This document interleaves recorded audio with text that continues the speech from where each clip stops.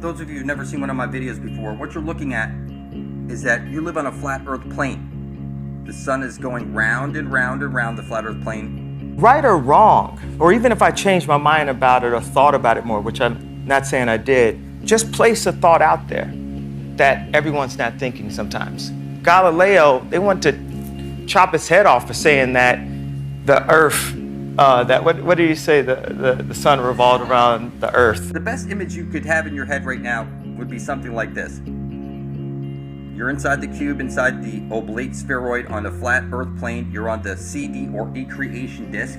Galileo was actually on the globe Earth side, but either way, the discussion brings up a very interesting point. And so that's pretty interesting how Kanye West would bring up Galileo. That's a perfect example because how he feels like he's being condemned in the media for having opinions that alter from the general public's common understandings about things. So he feels like when he's speaking out with such an alternate opinion on things that he's being attacked for his beliefs. So that really does relate to how Galileo was treated during his time, because Galileo was actually defending that the Earth was a globe ball flying around the sun. So basically he was helping promote the Copernican theory. So that means that the general public believed the Earth was flat only around 400 years ago. And so Galileo really was part of the Jesuit system. And so that shows you that Galileo was involved with a group that was later able to convince everybody that the Earth was heliocentric. I'm interested in having a conversation whether the world is flat or round or not. So it's going to be interesting,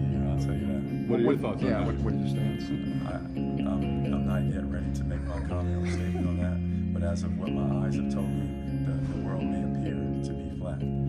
Kyrie may very well have a point, so we'll see. A couple days ago, Irving joined the, quote, Holding Court with Gino Auriemma podcast. He's got more, people. This is what he told Gino. When I started actually doing research on my own and figuring out that there is no real picture of Earth, like there's not one picture of Earth. We haven't been back to the moon since 1961 or 1969, and you start, and then it becomes like conspiracy theory. It's true. What? The Earth is flat.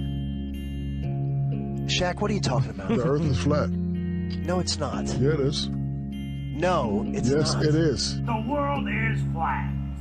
What are you, some kind of conspiracy nut? Next you'll tell me that you're one of those round earthers. You heard Shaq. The world is flat. Steph Curry made headlines earlier this week when he said he doesn't think man ever landed on the moon. Yeah. He's my all-star point guard, superstar point guard, and if he decides he wants to say the Earth is flat, then so be it. So he's an interesting guy, man. And, he believes it. So, Kyrie, the Earth is flat, right? Yeah. So, whatever. That's news. There we go. What's the furthest that you've been able to see, like as far as a city or mountain range or anything that you could recognize after you've been up there for a while? 100 miles? Oh yeah? Yeah. Maybe? Wow. I mean, it has to be something pretty distinguishable, like mountains. Yeah. So like, you could probably see the Rockies from Kansas. Wow. But nearing the border. Rockies from Kansas, that seems like more than 100 miles. Well, nearing the border from Kansas into or Nebraska, at the very western edge. But the flight simulators are programmed for a flat surface that you're flying over. Do you know anything about that? Yeah, I don't know exactly, but the visuals do look pretty flat. Yeah.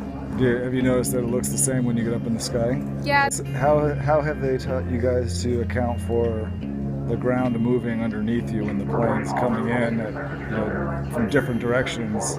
Like in the real plane? Well, if the Earth is moving from side to side, but you happen to be landing on a strip going north. But the wind is going like east to west? Well, not the wind, the movement of the ground underneath you. The ground isn't moving that much. The movement of the Earth it's not negligible. It's basically standing still as compared to our motion at that moment. That's your experience? Yeah. Because they tell us, that at least in the U.S., the ground's moving at about 700 miles an hour left to right. And I was thinking that's kind of odd if you're landing going north, or moving in the north direction. That's not, the ground looks to us like it's standing still. Yeah, not an issue, huh? Yeah, no. I'm explaining to you that there's a hole at the very center of the flat earth plane where every compass is pointing to. This is your spear of destiny. The Holy Grail is right over there where the Aurora Borealis is coming out. There's no way to fuck this up. This clue revolves around one of the most remarkable men you may have never heard of, Richard E. Byrd, and his relationship with Antarctica and the secretive missions he carried out there until his dying day.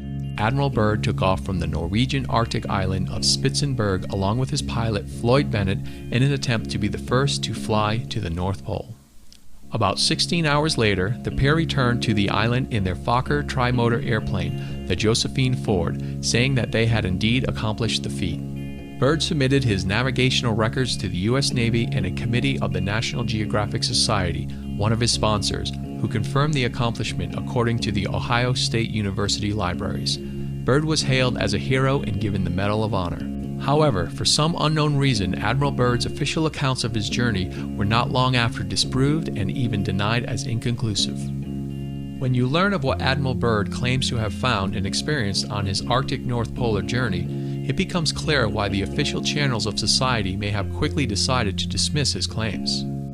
He was a pioneering American aviator, Medal of Honor winner, polar explorer, aircraft navigator, expedition leader in the worst environments in the world, and the youngest admiral in the history of the Navy. The first large-scale mission was an expedition to Antarctica in 1928. This was noteworthy because even though he had just flown over the North Pole in 1926, Admiral Richard E. Byrd's flight logs recording during and shortly after his pioneering journey deep into the unknown regions of the Arctic North Pole on the 19th of February 1947. After the operation, Admiral Byrd toured the States and gave interviews, the most interesting of which is a national television show in 1954 called The Long Isles Chronoscope. 0910 hours, vast ice and snow below, note coloration of a yellowish nature, and dispersed in a linear pattern. Altering course for better examination of this color pattern below, note reddish or purple color also.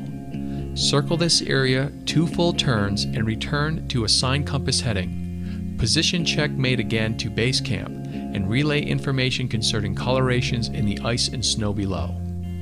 0910 hours, both magnetic and gyro compasses beginning to gyrate and wobble. We are unable to hold our heading by instrumentation. Take bearing with sun compass, yet all seems well. The controls are seemingly slow to respond and have sluggish quality, but there is no indication of icing. 0915 hours. In the distance is what appears to be mountains. 0949 hours. 29 minutes elapsed flight time from the first sighting of the mountains. It is no illusion. They are mountains and are consisting of a small range that I have never seen before.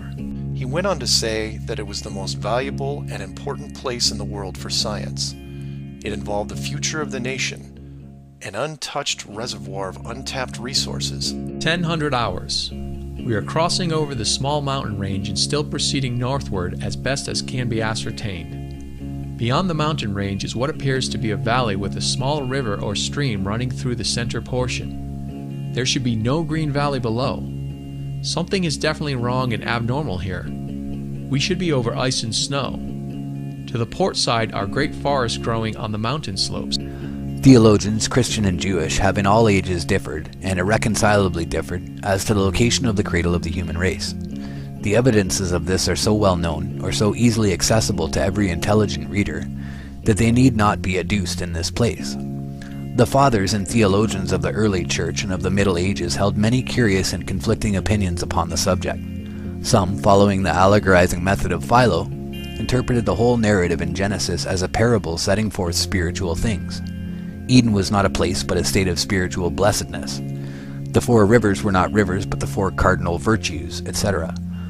The majority, however, held to the historic character of the narrative and to the strictly geographical reality of Eden. To the question of its location, numberless were the answers. Often it was in the Far East, beyond all lands inhabited by men. Sometimes it was thought of as perhaps within or under the earth, in the regions of the dead. Sometimes it was neither on nor below the earth, but high above it, in the 3rd heaven, or some way associated with the lunar orbit. Again, it would be stated that there are 2 paradises, a celestial and a terrestrial one, the one in heaven, the other on the earth. Tertullian, conceiving of the torrid zone as the flaming sword which turned every way to keep the way of the tree of life from Genesis 3:24, placed Eden beyond it in the southern hemisphere. Now it was at the bottom of the sea, or again it held a position midway between earth and heaven. Anon, it was on the summit of a miraculous mountain. We set up our Christmas trees with candy canes and the spiral lights, showing us that Jesus the Sun goes round and round and round, spiraling in and spiraling out, bringing the seasons. There is no way to screw it up, people. Okay, the sun goes round and round and round, and there's your Christmas tree coming out of the Holy of Holies, and the sun is the spiral lights going round and round and round. Whoever seeks as a probable location for paradise, the heavenliest spot on earth with respect to light and darkness, and with respect to celestial scenery, must be content to seek it at the Arctic Pole. Here is the true city of the sun. Here is the one and only spot on earth, respecting which it would seem as if the Creator had said, as of his own heavenly residence, there shall be no night there. The moral of this video is that you're looking at the Holy Grail right now. All you need to do is get to that hole, drink from the living waters, and you become an astral super being. It's just like that. And you need to get there before you're dead. That's how it works, people. This is the biggest secret of all, that eternal life is right over there.